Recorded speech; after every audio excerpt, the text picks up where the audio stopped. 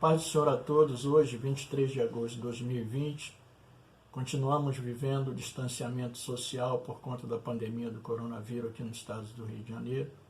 E hoje eu quero compartilhar com vocês uma passagem que se encontra no Evangelho de João, no capítulo 21, a partir do verso 15, que mostra um diálogo entre Jesus e Pedro. Diz assim a palavra do Senhor. Depois de comerem, Jesus perguntou a Simão Pedro: Simão, filho de João, você me ama mais do que este? Disse ele: Sim, Senhor, tu sabes que te amo. Disse Jesus: Cuide dos meus cordeiros. Novamente Jesus disse: Simão, filho de João, você me ama? Ele respondeu: Sim, Senhor, tu sabes que te amo. Disse Jesus: Pastorei as minhas ovelhas. Pela terceira vez ele disse: Simão, filho de João, você me ama? Pedro ficou magoado por Jesus lhe ter perguntado pela terceira vez: Você me ama? Ele disse: Senhor, tu sabes todas as coisas, tu sabes que te amo. Disse-lhe Jesus: Cuida das minhas ovelhas.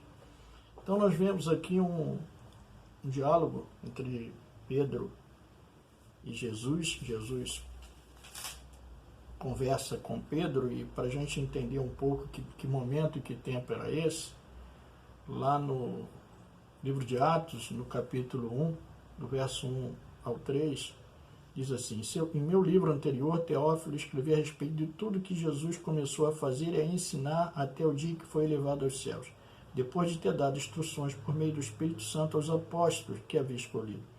Depois de seu sofrimento, Jesus apresentou-se a eles, deu-lhes muitas provas indiscutíveis que estava vivo. Apareceu-lhe por um período de 40 dias, falando acerca do reino de Deus. Então, esse encontro de Jesus com Pedro aqui é nesse contexto que Jesus já havia ressuscitado e aparece aos seus discípulos.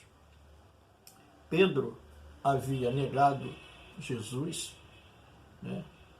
E Pedro negou Jesus 3 vezes, e aqui Pedro afirma por 3 vezes que ama Jesus.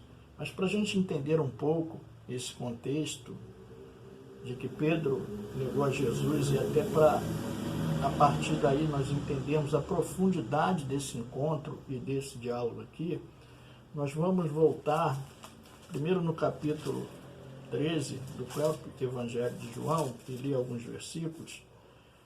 João, no capítulo 13, no verso 31, diz assim: Depois que Judas saiu, Jesus disse: Agora o Filho do Homem é glorificado, e Deus é glorificado nele. Se Deus é glorificado nele, Deus também glorificará o Filho nele mesmo, e o glorificará em breve. Meus filhinhos, vou estar com vocês apenas mais um pouco. Vocês procurarão por mim, e como eu disse aos judeus, agora lhes digo: para onde eu vou, vocês não podem ir. Um novo mandamento lhes dou: ame uns aos outros como eu os amei. Vocês devem amar-se uns aos outros. Com isso, todos saberão que vocês são meus discípulos, se vocês se amarem uns aos outros. Simão Pedro lhe perguntou: Senhor, para onde vais? Jesus respondeu: Para onde vou, vocês não podem seguir-me agora, mas me seguirão mais tarde. Pedro perguntou: Senhor, por que não posso seguir-te agora? Darei a minha vida por ti. Então Jesus respondeu: Você dará a minha vida por mim? Asseguro que antes que o galo cante, você me negará 3 vezes. Então Pedro, num arrobo aqui, diz que ele daria a vida por Cristo, e Cristo fala para ele: olha, asseguro que você vai me negar 3 vezes. E aí, no capítulo 18, estamos no capítulo 13, no capítulo 18, isso se concretiza, né, o que Jesus disse se concretiza, e a partir do verso 1 do capítulo 18, nós vemos isso demonstrado, diz assim: Tendo terminado de orar, Jesus saiu com seus discípulos e atravessou o vale de Cedron. Do outro lado havia um olival onde entrou com eles. Ora, Judas, o traidor, conhecia aquele lugar, porque Jesus muitas vezes se reuniu ali com seus discípulos. Então Judas foi para o olival, levando consigo um destacamento de soldados e alguns guardas enviados pelos chefes dos sacerdotes e fariseus, levando tochas, lanternas e armas. Jesus, sabendo tudo o que ia acontecer, saiu e lhes perguntou: A quem vocês estão procurando? A Jesus de Nazaré, responderam eles. Sou eu, disse Jesus. E Judas, o traidor, estava com eles. Quando Jesus disse, sou eu, eles recuaram e caíram por terra. Novamente lhes perguntou, a quem procuram? E eles disseram, a Jesus de Nazaré. Respondeu Jesus, já lhes disse que sou eu. Se vocês estão me procurando, deixem ir embora estes homens. Isso aconteceu para que se cumprissem as palavras que ele dissera, não perdi nenhum dos que me deste. Simão Pedro, que trazia uma espada, tirou-a e feriu o servo do sumo sacerdote, decapitando-lhe a orelha direita. O nome daquele servo era Malco. Jesus, porém, ordenou a Pedro, guarde a espada, acaso não haverei de beber o cálice que o Pai me deu? Assim, um destacamento de soldados com o seu comandante, os guardas dos judeus, prenderam Jesus, amarraram-no e o levaram primeiramente a Anás, que era sogro de Caifás e sumo sacerdote naquele ano. Caifás era quem tinha dito aos judeus que seria bom que um homem morresse pelo povo. Simão Pedro e outro discípulo estavam seguindo Jesus por ser conhecido do sumo sacerdote. Este discípulo entrou com Jesus no pátio da casa do sumo sacerdote, mas Pedro teve que ficar esperando do lado de fora da porta. E outro discípulo, que era conhecido do sumo sacerdote, voltou e falou com a moça encarregada da porta e fez Pedro entrar. Então perguntou a Pedro, você não é um dos discípulos deste homem? Ele respondeu, não sou. Fazia frio, os servos e os guardas estavam ao redor de uma fogueira que havia feito para se aquecerem. Pedro também estava em pé com eles, aquecendo-se. Enquanto Simão Pedro estava se aquecendo, perguntaram, você não é um dos discípulos dele? E ele negou, dizendo, não sou. Um dos servos, sumo sacerdote, perante o homem cuja orelha Pedro cortava, insistiu, eu não ouvi com ele no olival, mas uma vez Pedro negou, e no mesmo instante um galo cantou. Então Jesus disse que Pedro o negaria, e isso aconteceu. Então imagina, nesse contexto final aqui, Jesus já havia ressuscitado, já estava para ser assunto aos céus, e como que era essa condição de Pedro perante Jesus, depois dessa situação? Pedro tinha vivido coisas assim extraordinárias com Jesus, na caminhada como discípulo de Jesus. Pedro havia andado sobre o mar, e Pedro acabou negando Jesus. Mas Jesus, aqui nesse diálogo, voltamos aqui para o capítulo 21, a partir do verso 15, que Jesus pergunta a Pedro, Pedro, você me ama? E Jesus usa o amor como base para esse diálogo com Pedro. E Jesus usa o amor não só para restaurar essa comunhão e consolidar essa comunhão com Pedro, mas também para ensinar a Pedro. E Jesus já havia falado do amor, ensinado a importância do amor aos seus discípulos, no capítulo 15 desse mesmo evangelho, a partir do verso 9, nós podemos ver isso claramente. Diz assim a palavra do Senhor, a partir do verso 9 do capítulo 15 do evangelho de João, Jesus falando com os seus discípulos, como o Pai me amou, assim eu os amei, permaneçam no meu amor. Se vocês obedecerem os meus mandamentos, permanecerão no meu amor, assim como tenho obedecido os mandamentos de meu Pai. Em seu amor permaneço. Tenho-lhes dito essas palavras para que a minha alegria esteja em vocês e a alegria de vocês seja completa. O meu mandamento é este: amem-se uns aos outros, como eu os amei. Ninguém tem maior amor do que aquele que dá a sua vida pelos seus amigos. Então a Bíblia diz que, nesse mesmo Evangelho, no capítulo 3, no verso 16, que Deus amou o mundo de tal maneira que deu seu único Filho para que todo aquele que nele crê não pereça, mas tenha vida eterna. A motivação de Deus ao enviar Jesus foi o amor. E Jesus afirma aqui, no final desse texto que eu acabei de ler, do capítulo 15, que ninguém tem amor maior do que esse dar a vida pelo seu amigo. Esse era o amor. Jesus ensinou aos seus discípulos sobre a importância do amor e que ele deveria amar uns aos outros, e ele tem esse cuidado de, como uma das últimas instruções a Pedro, orientar a Pedro em amor. Então, nós precisamos aprender, e o Mestre nos ensina aqui. O Mestre, além de restaurar essa comunhão, a não perder esse discípulo, e não perde esse líder. E ele usa o amor. Então Jesus, ele usa o amor como forma de restauração e de consolidação de Pedro.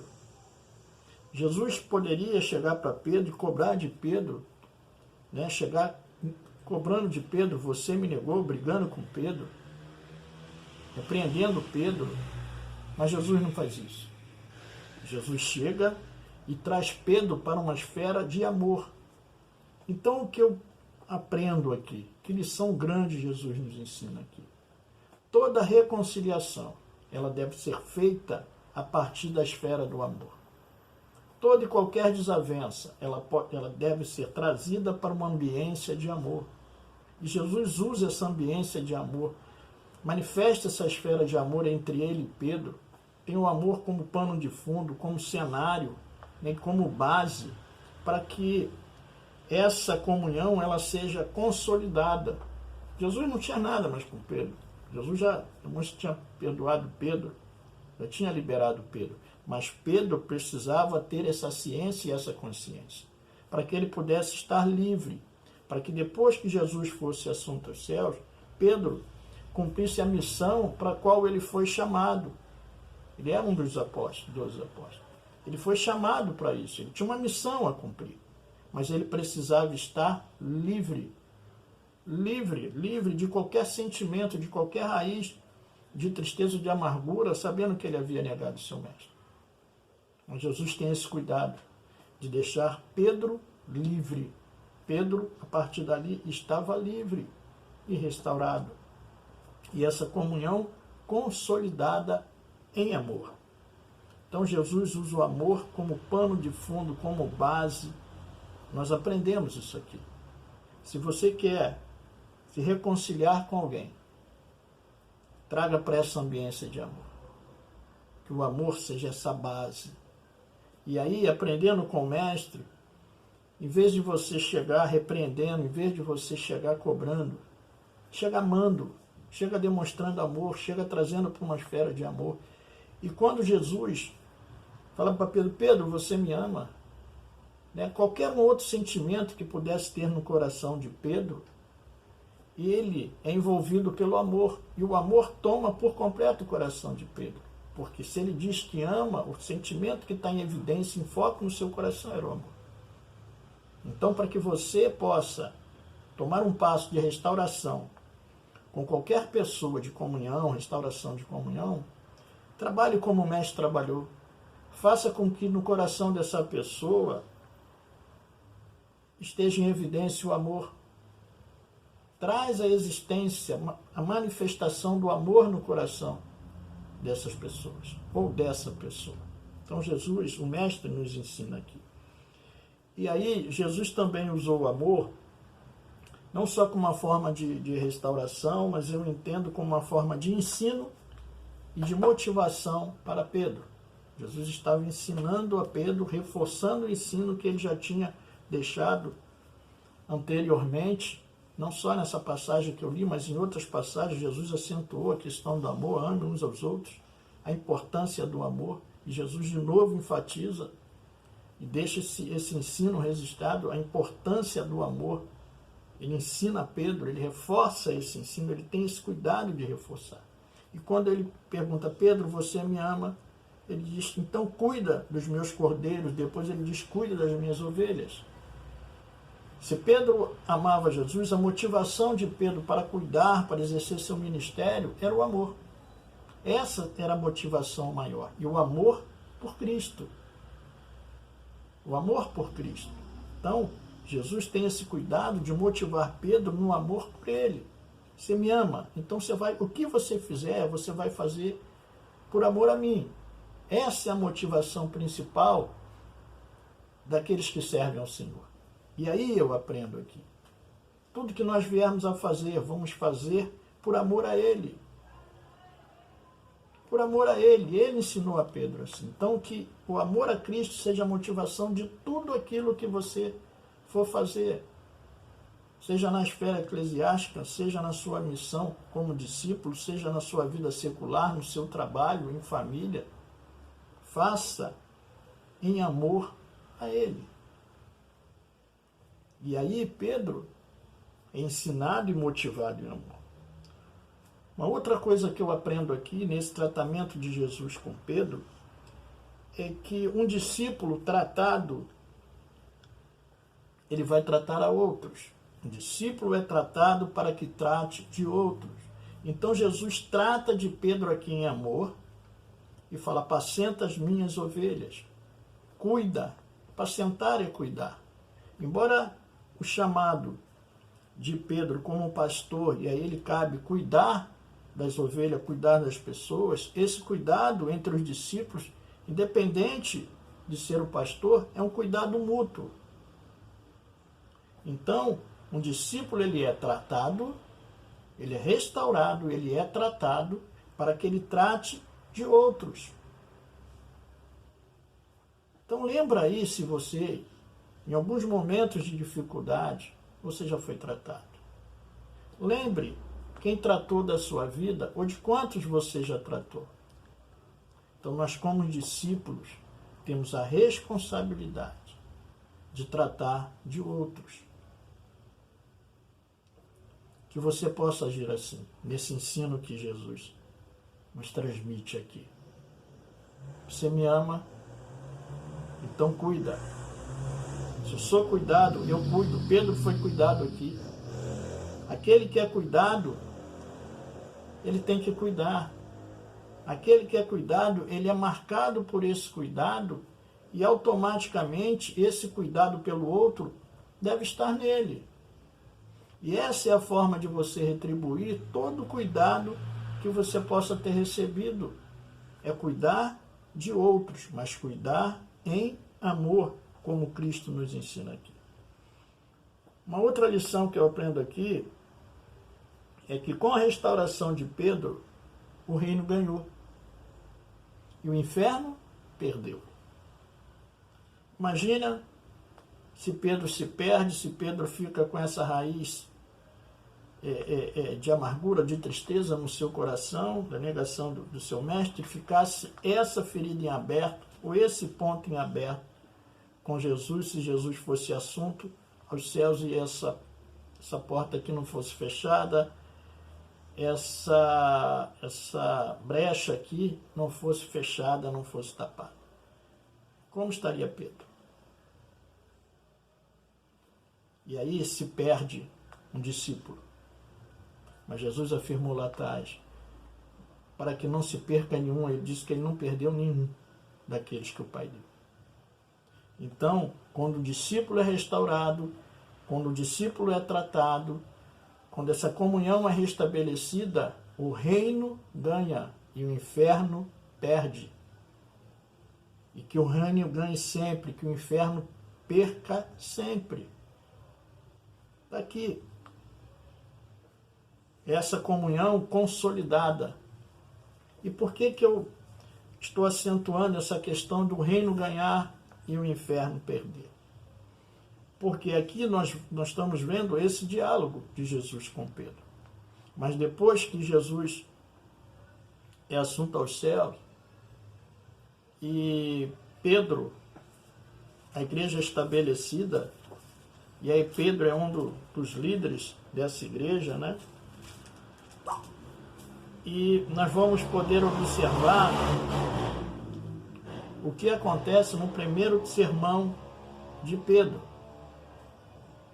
O que acontece depois no desenvolvimento dos discípulos, estabelecimento da igreja e no desenvolvimento da igreja. Nós vamos poder ver aqui um dos frutos futuros de Pedro. Atos capítulo 2 mostra o primeiro sermão de Pedro. O sermão é longo e eu vou ler só parte dele, a parte final. Atos 2, a partir do verso 29, diz assim: irmãos, posso dizer-lhes com franqueza que o patriarca Davi morreu e foi sepultado, e o seu túmulo está entre nós até o dia de hoje. Mas ele era profeta e sabia que Deus lhe prometera sob juramento que colocaria um dos seus descendentes em seu trono. Prevendo isso, falou da ressurreição do Cristo, que não foi abandonado no sepulcro e cujo corpo não sofreu decomposição. Deus ressuscitou este Jesus, esse Jesus, e todos nós somos testemunhas desse fato. Exaltado à direita de Deus, ele recebeu do Pai o Espírito Santo prometido e derramou o que vocês agora veem e ouvem. Pois Davi não subiu aos céus, mas ele mesmo declarou: o Senhor disse ao meu Senhor, senta-te à minha direita, até que eu ponha teus inimigos como estrado para os teus pés. Portanto, que todo Israel fique certo disto: este Jesus, a quem vocês crucificaram, Deus o fez Senhor e Cristo. Quando ouviram isso, ficaram aflitos em seu coração e perguntaram a Pedro e aos outros apóstolos: irmãos, que faremos? Pedro respondeu: arrependam-se e cada um de vocês seja batizado em nome de Jesus Cristo para perdão dos seus pecados e receberão o dom do Espírito Santo, pois a promessa é para vocês e para os seus filhos e para todos que estão longe, para todos quanto o Senhor, o nosso Deus, chamar. Com muitas outras palavras os advertia e insistia com eles: salve-se dessa geração corrompida. Os que aceitaram a mensagem foram batizados e naquele dia houve um acréscimo de cerca de 3.000 pessoas à igreja. Ou seja, no primeiro sermão de Pedro, 3.000 pessoas foram alcançadas e se converteram. Então, o reino ganhou. E como o reino ganhou? E o inferno perdeu 3.000 almas. 3.000 vidas foram restauradas na sua comunhão com o Senhor. Foram salvas, resgatadas. Então, fica essa lição para nós aqui. Quando um discípulo é restaurado, o seu ministério, ele segue. Ele pode dar muitos frutos, como aconteceu com Simão Pedro. Então, cabe a mim e a você uma incumbência de trabalhar a favor do reino e trabalhar para a restauração de vidas, trabalhar para a consolidação dessa comunhão e que muitos discípulos possam ser restaurados pela sua vida, através da sua vida e através da minha vida. Que muitos discípulos possam ser alcançados por esse amor e possam, em amor, ter uma comunhão restaurada com o Senhor e possam dar muito fruto. Que você possa ser usado por Deus, meu irmão, minha irmã, para, por meio de você, muitos discípulos que possam ter se afastado do Senhor, ou ter uma comunhão estremecida com o Senhor de alguma maneira, possa ter essa comunhão restaurada, possa ter o seu ministério restaurado em amor. Então aprendemos aqui, tenha um amor como base, use o amor como esfera de cura. Jesus usou aqui o amor como base para a cura, como ensino e para a motivação de Pedro. Que você seja usado por Deus para que o amor dele, através de você, alcance as vidas, cure as vidas, restaure as vidas e traga de volta e faça com que muitos discípulos possam futuramente dar muito fruto. Que Deus te abençoe. Fique com essa palavra. Que Deus te use. Que o amor seja a marca da sua caminhada. Que o Senhor te guarde. Que o Senhor te abençoe. Por onde você andar, onde você estiver, que você seja um embaixador de Cristo. Com a palavra do Senhor assim declara. Fique com essa palavra. Que Deus lhe abençoe rica e abundantemente. Em nome de Jesus.